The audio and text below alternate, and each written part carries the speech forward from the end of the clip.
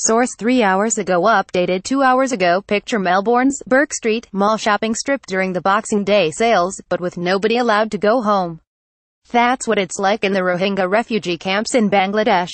More than 600,000 Rohingya Muslims from Myanmar's troubled Rakhine state have fled to Bangladesh since late August, following military atrocities the United Nations has dubbed a textbook case of ethnic cleansing.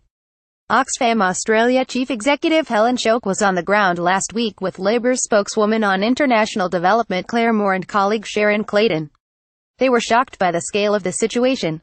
"It's like Bourke Street," Dr. Szoke said. The dire conditions are set to compound over the next few months as the pre-monsoon season looms. For a start, there won't be enough food. Then there are concerns about an outbreak of cholera, along with a spate of pregnancies from UAL assaults.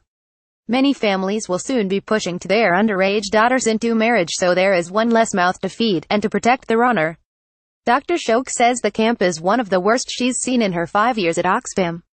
Because so many people have come in 3 months, aid groups are racing to keep up with demand for facilities.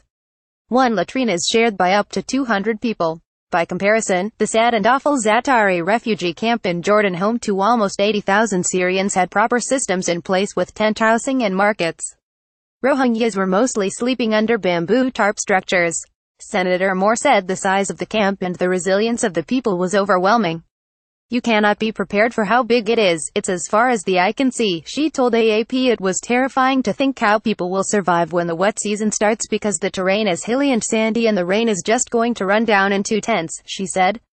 Oxfam's focus is on water and sanitation projects in the camp. Senator Moore also saw a care nutrition center which was measuring how malnourished small children are, and giving them special food to reverse their decline. The Australian government has launched a fundraising appeal with aid groups, pledging to match public donations up to a total of $5 million.